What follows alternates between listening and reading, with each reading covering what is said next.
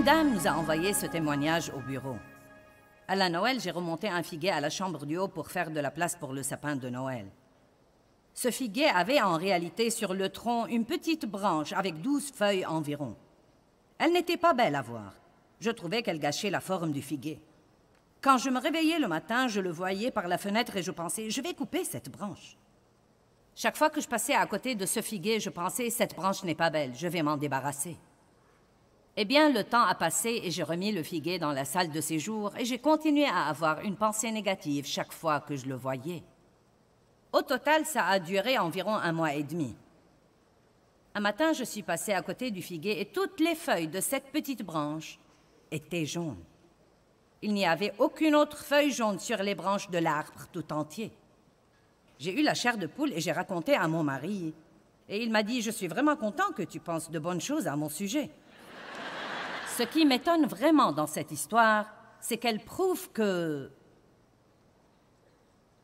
les pensées travaillent dans le royaume spirituel. Nous ne pouvons pas les voir. Mais je crois vraiment que les gens peuvent être affectés par nos pensées. Et je sais que nous sommes affectés par nos pensées. Dans ce cas, et je suis d'accord avec la dame, elle croit vraiment, et je ne vois pas pourquoi cela n'arriverait pas, qu'elle a en fait, avec ses pensées négatives envers ce figuier, fait dessécher ses feuilles. Maintenant, que ce soit scientifiquement possible ou pas, je ne sais pas, mais je sais que toutes choses sont possibles pour Dieu. Et au moins, Dieu a laissé ceci se produire pour lui faire comprendre qu'elle devait arrêter de penser des pensées négatives. Beaucoup de fois, nous avons l'idée que nos pensées n'ont pas d'importance. Eh bien, ce sont nos pensées, et personne ne sait ce que nous pensons. Eh bien, tout d'abord, sachez que Dieu connaît toutes nos pensées et nous sommes probablement plus affectés par nos propres pensées que par n'importe quoi d'autre.